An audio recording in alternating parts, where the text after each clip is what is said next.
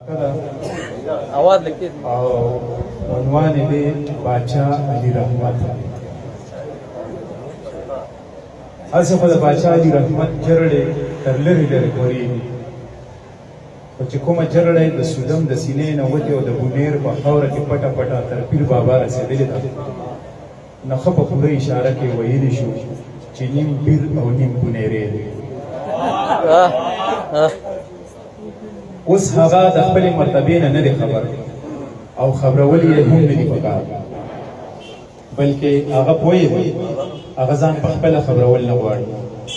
بس داسې وګڼه چې هغه خپل پایه ښکته ساتي یار باش دی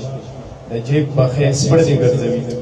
د ملګرو د بنډار باندې ګوري د موبایل کلی وکړنګوي د باچا خبرې د نیمې شپې سندرې راواخلي یا لکه ودې راشه دا وګوره مونږ خو لا د انګورو د بخارۍ نه دویم جګ هم نه دی نوشلی هله شابه بینګ روډ ته ځان را رسوه د تلیدلو میانو خور ور سور کړي طبخې پټېکا اخیستې وي کله کور کله په سیل خو هغه په دې خوشګپي و ځان له عمر سیوا کړي تلې ځوانۍ ته یې خپې وړمې کړي دي ځان پلې راکاږي د پښتنو د تار پیوان سره راته د باچا وسمه کړي په تیلو غوړ تار زلفان رایاد شي د ښي غوږ د امانه د ګس غوږ تر ما پورې د سر په ساتین داسې راخواره کړي وي لکه یو زمیندار چې د هاړ د غرمو نه پیټه کدو د ونو په څرانګو پټوي سات په سر دواړه منګلې راښکي پریس کوي یې د نري باد یې په امان ساتي باچا علي رحمت ته د مرکې په ګدۍ د توپاني چیرمینۍ د ناستې شرف هم حاصل شوی دی د څلورو پایو په نوي نوزي پیریان ډولۍ کې به د ماماګانو او خال غلمانو سره کله سویلي او کله شمالي ولسوالو کې ولیدی شو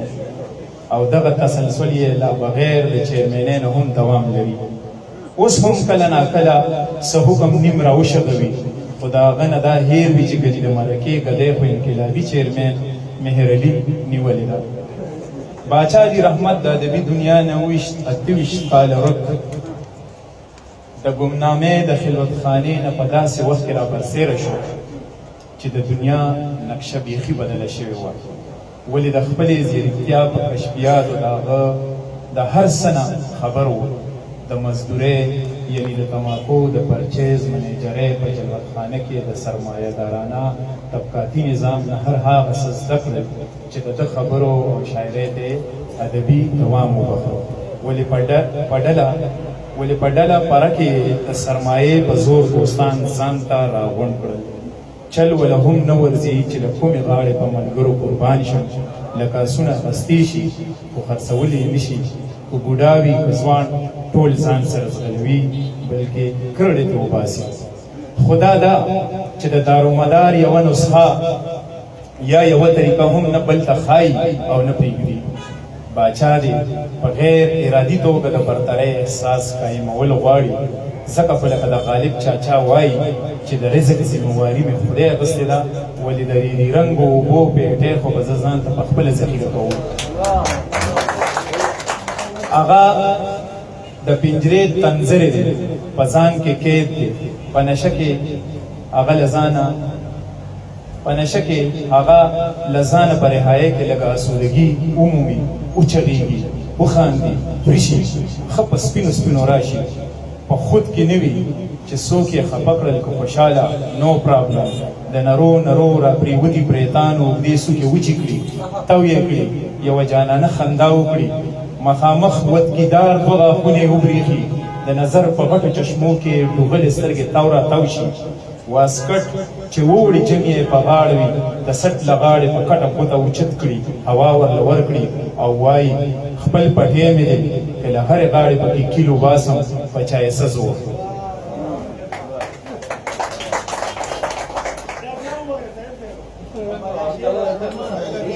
د نظر په غټو چشمو کې ډوبلې سترګې تاو را تاو شي واسکټ چې وړي جمې یې په غاړه وي د سټ له غاړې په کټه کوته اوچت کړي هوا ورله ورکړي او وایي خپل پټی مې که له هرې غاړې پکې کیلو باسم په چایسه زور زه خو خپله مرګونې خاموشي وژنم په تنهایۍ کې خپل شعرونه زمزمه کړي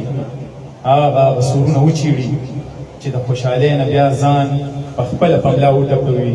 ولې د ملګرو په مخ کې زړه نشي کولی. هغه جدا خبره ده چې په فیسبوک څلېرې شي موجود وي، او هغه منجیله او جاخه شوي خبرې په خپله پاڼه راولي چې خپل مرید خاص ثاني ماما هم په ازمیښت کې واچوي.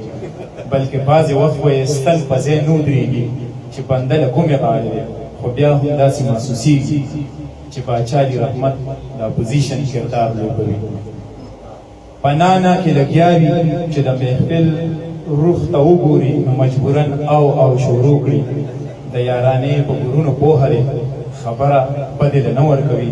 انسانان یو کوي خو په مړزانو غټ غټ داونه ږدي. د خلط خلاصو په ګیلو مړزانو خو په ناشته کې مېلمه شي. باچا علی رحمت د خپلې ملکې سره هم په دغه انساني اصولو ژوند کوي. یو شهزاده او دوه شهزادګۍ د وړې کورنۍ کل اساسه ده. د هغوی نظارېږي، قربانېږي، داسې لکه په خوراک کې چې د روجو نظارېږي، قربانېږي. محترم فیض یې د شاعرۍ په شا بیرونبین شخصیت ته مسواکه ګوته نیولې ده، او ما یې د رونبین شخصیت کې منځنۍ ګوته ونیوه. خو ستاسو ووایې چې زما د باچا علی رحمت نه ستاسو صدیق اکبر رضا جوړېږي که نه؟ ډېر ښه او ډېره